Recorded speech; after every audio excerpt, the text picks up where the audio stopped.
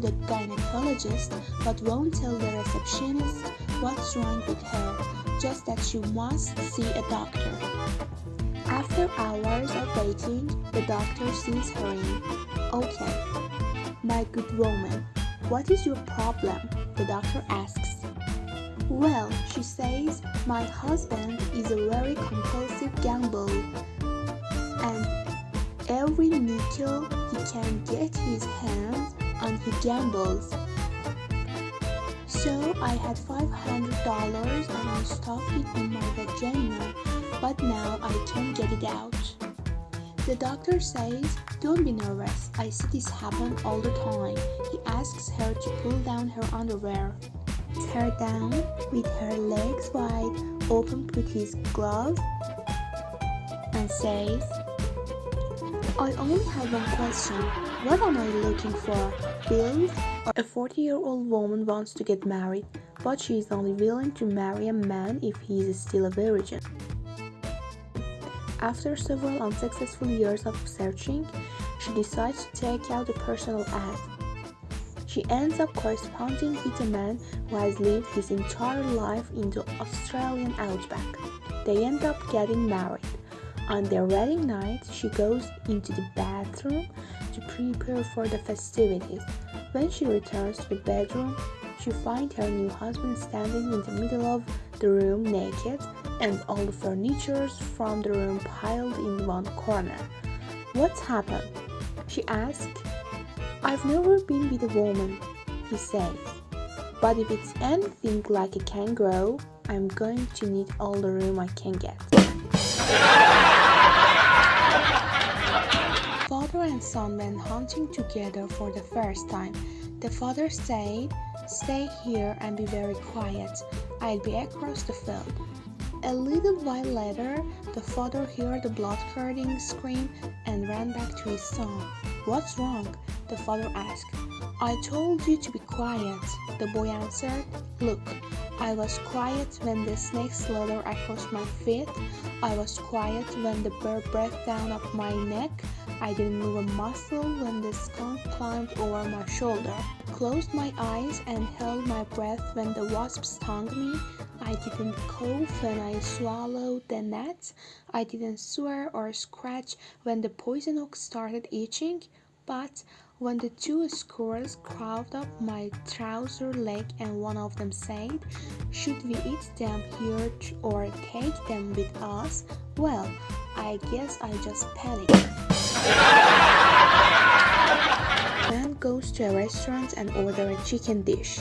By the time the food is ready and he is about to eat, the waiter comes back and says, "Sir, I'm afraid there has been a mistake. You see, that police officer who is sitting at the next table is a regular customer of ours and he usually orders the chicken dish. The problem is, this is the last chicken in the house. I'm afraid I'll have to take this dish to him and arrange for another dish for you." The guy gets really upset and refuses to give up his food. The waiter walks over to the other table and explains the situation to the officer. A few minutes later, the officer walks over to the man's table and says, "Listen and listen good. That's my chicken you're about to eat, and I'll warn you. Whatever you do to that chicken, I'll do the same to you. You pull out one of its legs, I'll pull out one of yours.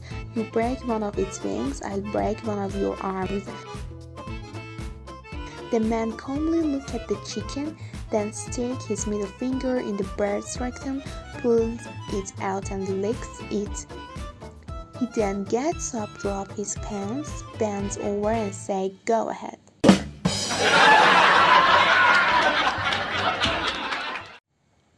One day, a single mother was in the supermarket with her 4 children who were playing around. They were running around grabbing items off the shelves, crying and screaming all over the place. Finally, the mother cornered them and said, "I should have swallowed." The wedding date was set and the groom's 3 pals, a carpenter, an electrician, and a dentist. were deciding what pranks to play on the couple on their wedding night. The carpenter figured swaying the slats of their bed would give them a chuckle or two. The electrician decided to wire the bed with alternating currents. Of course, the dentist wouldn't commit himself, but wore a sly grin and promised it would be memorable.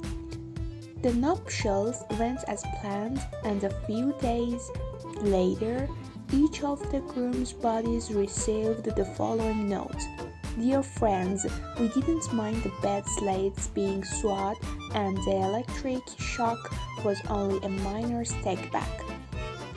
But Jesus, I'm going to kill the guy who put anesthetic in the Vaseline."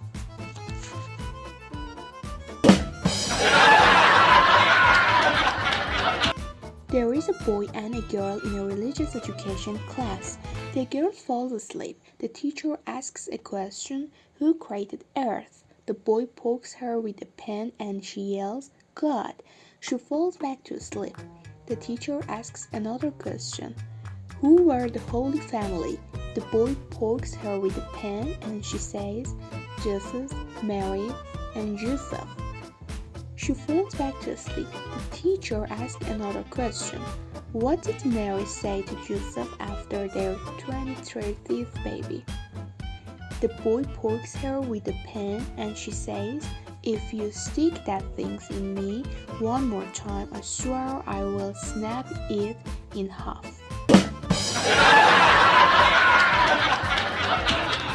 Couple were married, and following the wedding, the husband laid down some rules.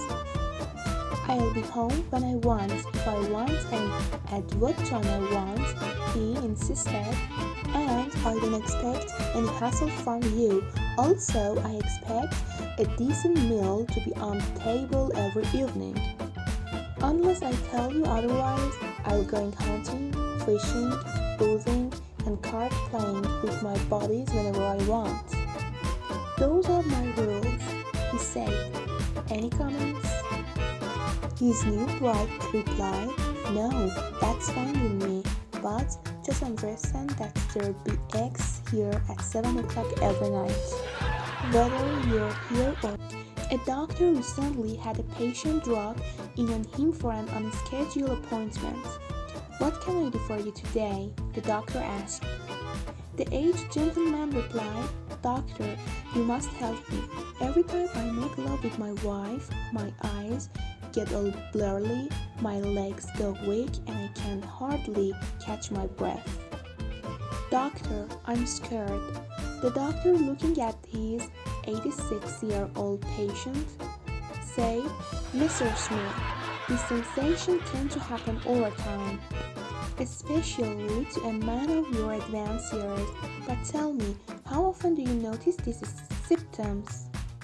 The old gent's response was, "Well, 3 times last night and twice again this morning."